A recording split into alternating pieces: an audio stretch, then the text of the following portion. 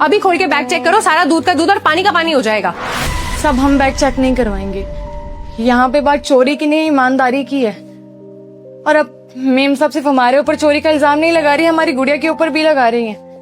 हम नहीं करवाएंगे अपना बैग चेक, चाहे कुछ भी हो जाए। देख लिया तुमने, मैंने तो पहले ही कहा था ये अपने मुंह से कभी कबूल नहीं करेगी कि इसने चोरी की है। अभी बैग चेक करवाने की बारी आई तो साफ मना कर दिया। अगर इसके मन में चोर नहीं है और इसने पैसे नहीं चुराए हैं तो ये क्यों नहीं करवा रही अपनी बेटी का बैग चेक? ऐश्वर्या शांत हो जाओ, मैं करवा रहा हूँ बैग चेक।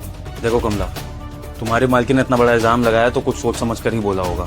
मैं इसकी बात को भी टाल नहीं सकता हूँ, और मैं ये भी नहीं कह रहा हूँ कि तुम चोर हो।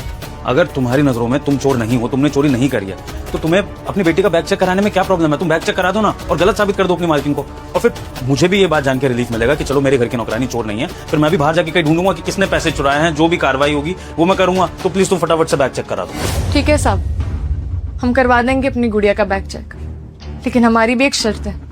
अगर हमारी गुड़िया का बैग चेक होगा ना तो मेम साहब का बैग भी चेक होगा। दिमाग खराब हो गया तुम्हारा? मैं क्यों करवाऊंगी अपना बैग चेक? और वैसे भी ये मेरा घर है, मैं मालकिन हूँ इस घर की, वो मेरे पति है। वो जो भी पैसे कमाते हैं वो सब मेरे भी है। मुझे जरूरत नहीं है तुम्हारी तरह घर में चोरी करने की।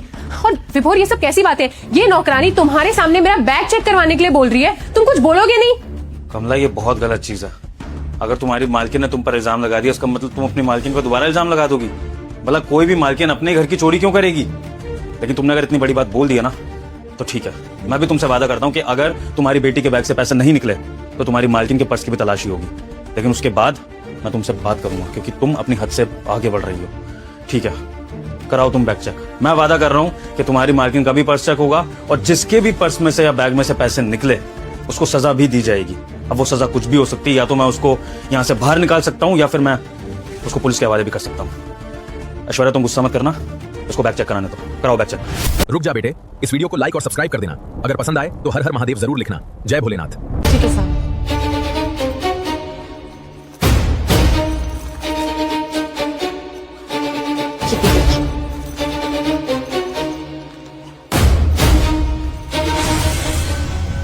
कुछ नहीं है हमारी गुड़िया के बैग में साहब। हम मानते हैं हम गरीब है, लेकिन चोर नहीं है। ऐश्वर्या, कमला की बेटी के बैग से तो कोई पैसे नहीं निकले, तो फिर तुमने किस बेसिस पे इतना बड़ा इल्जाम लगा दिया कि कमला की बेटी ने चोरी करी है या इसके बैग में पैसे हैं, जब पैसे थे ही नहीं? तो बताओ।